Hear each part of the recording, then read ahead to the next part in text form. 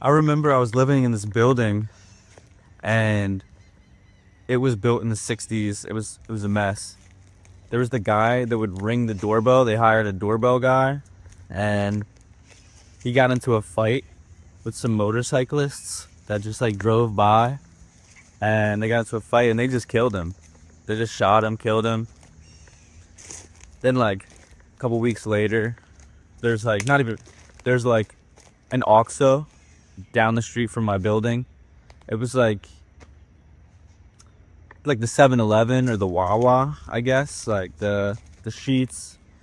And yeah, someone got into a fight there. Boom, shot the guy, killed him. But yeah, I didn't live in. Well, I guess I did. Constantly, there was this neighborhood called Tepito, right? It's like it's a red zone. If you look at all these maps of Mexico City, and it's one of those neighborhoods like the people I would hang out with, they would be like, I've never been there, you know? Um, and then I would start going because I moved into this building that was not in Tepito, but right on the border. So the street that divides it is Reforma, and I lived on Reforma in this big building, and you could literally spit into Tepito. Not that I would ever do that, but I would go into Tepito all the time with my ex-girlfriend and her homegirls, and we would go there. We would shop. We would go and we would literally get like Adderall and like other drugs from street pharmacists in there, like literal street pharmacists. You'd walk in the neighborhood, and basically Tepito is like one giant market. They would run ads on Instagram being like, "Yo, come to Tepito." I personally, I understand why people like were scared of it. You know, it was a tougher neighborhood. I never saw another white person in there ever, and all the times I was in there, I never saw anything close to a white person. They would call me güero, güero, güero, which like in Mexico means like blondie, but they would call my ex-girlfriend blondie, and she was like full Mexican, so you know, it just means like fair skinned person and stuff. Güero, güero. But it was, I think it really got a bad rap, like Tepito. But I mean, if you look at the homicide rate, I guess it really got an appropriate rap. Um, the thing is, like where I was living, I mean, it wasn't uncommon for people to be like even little kids would be like, dude, what is that? Like, what are you doing here, dude? So, and that was, you know, I lived there for about a year, just straight up. Like it, now where I was, I wouldn't call it the hood, but I'm sure a lot of you would, you know. But I was about 100 yards from the hood, not probably less, like I like 20 yards from the hood. And because all I'd have to do is go outside my building and then cross the street, and I'd be in Tepito. I remember we were walking down the street, and there would be graffitis that said like, you know, "Mata la gringos," or like "Mata los gringos" and shit, which is like "kill the gringos." You know, I remember that really freaked my ex girlfriend out walking down there and seeing like "kill gringos," because soy gringo. But overall, I mean, I'm gonna overlap a video. So this video behind, like, literally is Tepito. Me walking around in Tepito. Um, I get like the buildings were pretty cooked. You know, the buildings, the infrastructure was pretty cooked, and I don't think that anyone is gonna do anything about it unless, I don't know. So people were trying to make money how they could, right? And so what really happened is it turns into this a market essentially. You know, everyone's got to hustle, man. So it turns into a market, and you know, Tepito is right on the border of the most famous market, really, or the most gentrified market in Mexico City that happens on Sundays. It's called La Lagunilla. So anybody going to Mexico City, highly recommend you guys check out La Lagunilla. I'll show you. I'll put the map up right here of where it is, and then you can like screenshot it or do whatever. I mean, I don't care. I would suggest you go because I mean, this market had dope vintage. I mean, I'm blowing up the spot, dope vintage clothes, dope furniture. Now, I mean, if you're from the States, I mean, it would be hard to get the furniture back, but I mean, stuff that it would be really hard to find in the States.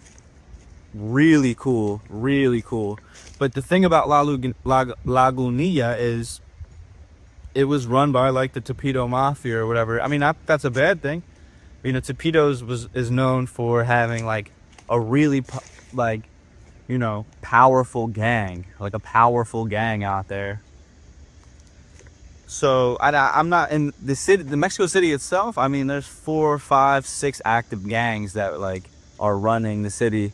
It's not just one, you know, like the Zacatecas or the CJNG. It's like, you know, you get a ton of gangs out there operating in their own systems and all that type of fun stuff. But I would say I never saw, I mean, in my building, I was dating a chick whose roommate, like it was her other homegirl, was knocked up by a German dude. So he would come and live there, and like that was cool. So he would be there, but like anyone that knows me, it's like I'm going outside and I'm like mobbing around, like I'm doing stuff, you know, like I cannot sit inside. I'm just like an outside person. So man, I would go outside in the hood like frequently, you know, and I never, like, I have to be real, like only once did like someone ever like really get in my face, and he didn't even call me a gringo, he called me güero. So I think like where I was, it was so uncommon, like so uncommon to be like a gringo, that they didn't even know. They were just like, what the fuck, you know, they would just think like I'm like an Argentinian guy or something. But where was I going? Oh, so you know, this German kid, like he was, you know, like I lived in there. It was the hood, bro. I remember once the neighbors would get in crazy fights, right? And man, the chick would come out and her face would just be black, dude, from this dude whooping her ass, dude.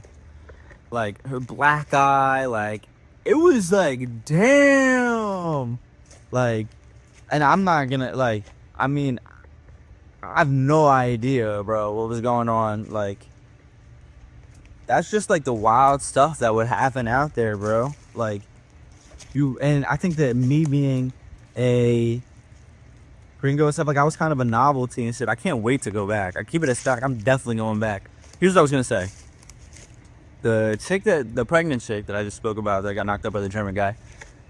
I remember, I'm a photographer, so I lived like right on Reforma, right on the border of Torpedo and Tlatelolco, and I wanted to do a photo study of Tlatelolco, which I kind of did, which you can go see on my Medium.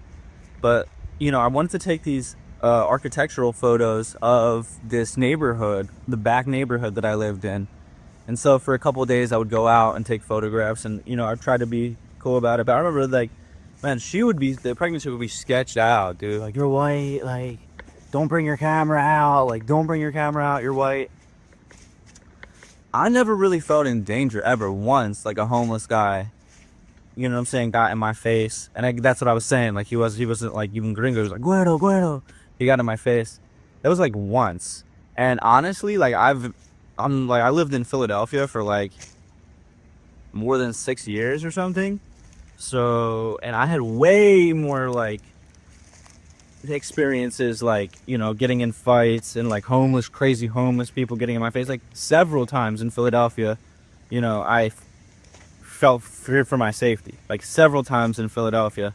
And I think that's because they foster that type of environment, like they allow it to happen sometimes. Like, you know, Mexico City, I mean, I think people are maybe raised a little bit better, you know, but people are like way poorer for sure on average.